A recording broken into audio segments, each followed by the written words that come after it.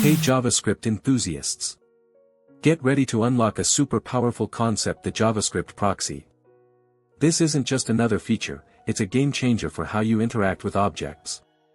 Developers use proxies when they need to intercept and customize fundamental operations like reading or writing properties, giving you unparalleled control over object behavior. It's incredibly useful for building robust, observable, or secure systems. At its core, a proxy is an object that wraps another object, called the target. It allows you to intercept operations performed on the target object through special methods called traps.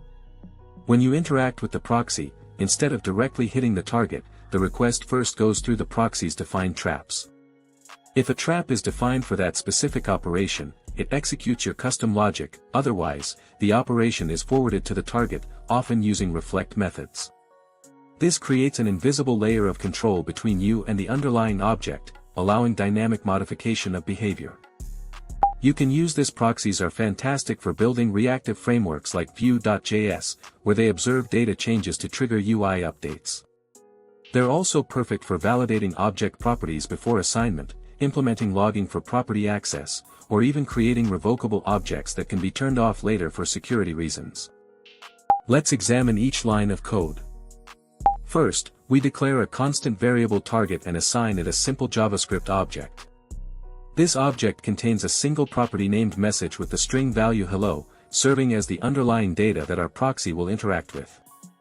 Then, we define a constant handler object, which acts as a blueprint for custom behavior. It includes a getTrap, a method that JavaScript calls automatically whenever a property is read from the proxy object. This getTrap takes target, prop, the property name, and receiver as arguments. Then, this line defines the getTrap, which is a method within the handler object. The getTrap function is automatically invoked whenever a property is accessed on the proxy object, allowing us to intercept and customize read operations. Then, inside the getTrap, we implement a conditional if statement.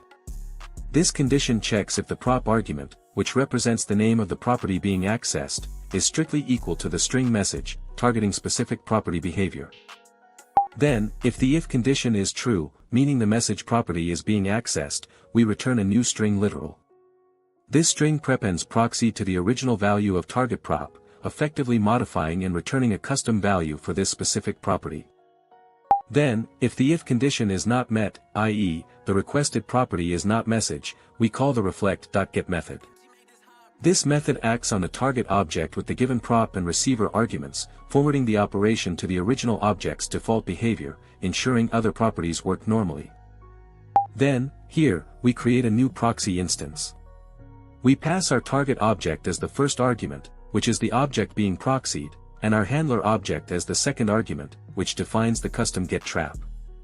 This proxy object now intercepts all property read operations. Then, we call the console.log method, passing proxy.message as its argument.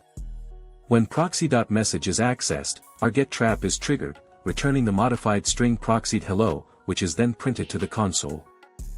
Then, again, we call console.log, this time with proxy.other as the argument. The getTrap is activated, but since other is not message, the reflect.get method is used, returning undefined as other doesn't exist on the original target object. Then, this output line confirms that accessing proxy.message triggered our custom getTrap. The original hello message was intercepted and returned with the proxy prefix, demonstrating the proxy's modification. Finally, this second output line shows that when we accessed proxy.other, which was not handled by our specific if condition, the reflect.get method correctly returned undefined, behaving as a standard object would for a non-existent property. Wasn't that mind-bending? Proxies open up so many possibilities for advanced JavaScript development. If you found this helpful, smash that like button. And tell me in the comments what JavaScript concept should I tackle next.